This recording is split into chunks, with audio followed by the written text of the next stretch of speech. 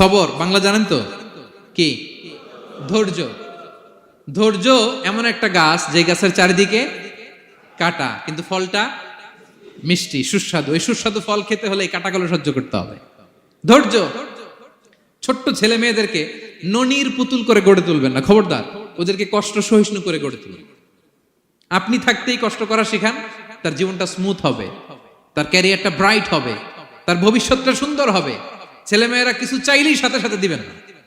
অনেক বাবা মা আছে এত আদর করে, এত বেশি আহ্লাদ করে, যা চায় তাই দেয়, পরে হিতে বিপরীত হয়, ঠিক কিনা? ছেলে মেয়েকে অভাব শেখান, ছেলে মেয়েকে কষ্ট শেখান, ওদেরকে সংগ্রাম শেখান, প্রতিকূল পরিবেশে কি করে টিকে থাকতে হয় এটার সবক শেখান। সেদিন লোকমান তাই করলেন, ছেলের সবর শিখাইলেন যে বাবা ধৈর্য ধারণ করো, আতঙ্কিত হবা না।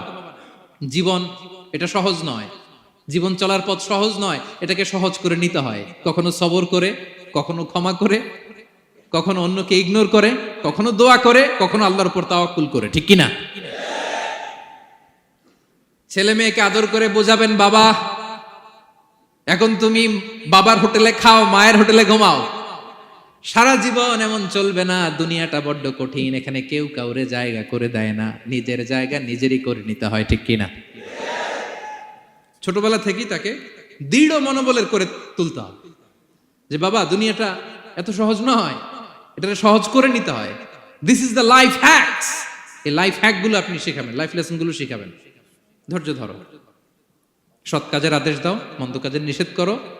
এগুলো করতে গেলে একটু বাধা বিপত্তি আসবে, কিন্তু শেষ হাসিটা তুমিই হাসবে, ঠিক কিনা? বিজয় তোমারই হবে। কি বলেন? সময়ই কথা বলে, সময়ই কথা বলে। বিপদে ধৈর্য ধরো। বিশ্বনবী আল্লাহ বললেন, ওয়াসবির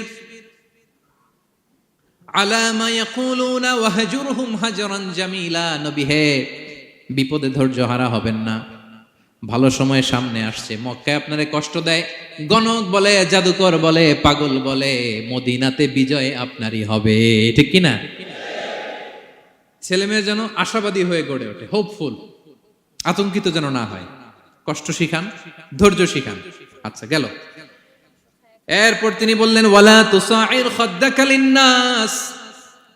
ও আমার কলিজার টুকরা সন্তান, ওয়ালা তুসাইর খাদ্দাকা লিন্নাস, অহংকার করে মানুষ থেকে মুখ ফিরিয়ে নিও না। ছেলেরে এবার সোশ্যাল বানানোর চেষ্টা করতেছেন, হ্যাঁ? ওয়ালা তুসাইর খাদ্দাকা লিন্নাস। দেখেন একটার পর একটা, প্রথমে স্রষ্টারে চিনাইলেন, তাই না? এরপরে স্রষ্টার ক্ষমতা সম্পর্কে শিখাইলেন, এরপরে আধ্যাত্মিকতা শিখাইলেন, এরপরে ইবাদত কি সেটা জানালেন, এরপরে তিনি সোশ্যাল এঙ্গেজমেন্ট কিভাবে করবেন, সোশ্যাল রিফর্ম কিভাবে করবেন শিখালেন। এবার মানুষের সাথে কিভাবে মিশতে হয় সেটা শিখাচ্ছেন। মানে পিপল ওরিয়েন্টেড হও। ওয়ালা তুসাইর খাদ্দাকা লিন্নাস, অহংকার করে মানুষের থেকে মুখ ফিরিয়ে নিও না, মুখ ছিটকাবে না। মানুষকে সম্মান করো, মানুষের সাথে মেশো, বি পিপল ওরিয়েন্টেড। আমাদের অনেক ছেলে মেয়েরা মানুষের সাথে মিশতে পারে না। দোষ কার? বাবা মায়ের, শেখায় না। একটা সময় আমাদের মনে আছে, ছোটবেলায় মেহমান আসলে আমরা এত খুশি হইতাম, কি বলেন? মেহমানের কাছে যাইতাম, সূরা শোনাইতাম, কবিতা শোনাতাম, এটা খেলতাম, ওইটা করতাম, যাওয়ার সময় আমাদেরকে টাকা দিয়ে যেত, হায় রে খুশি। এখন দেখবেন টেনে হিসেবে মেহমানের সামনে আনা যায় না। এরকম আছে না নাই?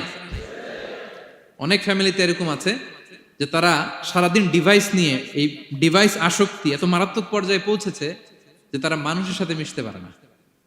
এই পাবলিক ওরিয়েন্টেশনটা অনেকের নাই, পিপল ওরিয়েন্টেশন নাই। অনেক ছোট বাচ্চা, মেহমান আসছে, তুমি একটু আসো, সালাম দাও, বসো, আসতে চায় না, বসতে চায় না, কারণ ওরা শিখানো হয় না। সারাদিন দিয়ে রাখছে কি হাতে? মোবাইল। এই জন্য ছোটবেলা থেকে আমরা যেন সামাজিক বানাই, বাচ্চাকে যেন শেখাই, বাবা মুরব্বীকে দেখলে সালাম দিতে হবে। কি করতে হবে? ওরা শিখাবেন। অনেক সময় ছোট বাচ্চারা না বুঝে দারোয়ানের সাথে খারাপ আচরণ করে, ঘরের কাজের বুয়ার সাথে খারাপ আচরণ করে, ড্রাইভারকে বকা দেয়, আছে না নাই? ভদ্রতা, ডিসেন্ট ম্যানার আপনি শিখান নাই, তো শিখবে কোত্থেকে? এই জন্য শুরুতেই বললাম যে গরুর পেট থেকে বেরোলে গরু হয়, কিন্তু মানুষের পেট থেকে বেরোলেই ওটা মানুষ হয় না। ওটারে মানুষ বানাতে হয় দিনের পর দিন, মাসের পর মাস, টিউনিং করে, পলিশিং করে, গাইড করে করে মানুষের মতো মানুষ বানাতে হয়।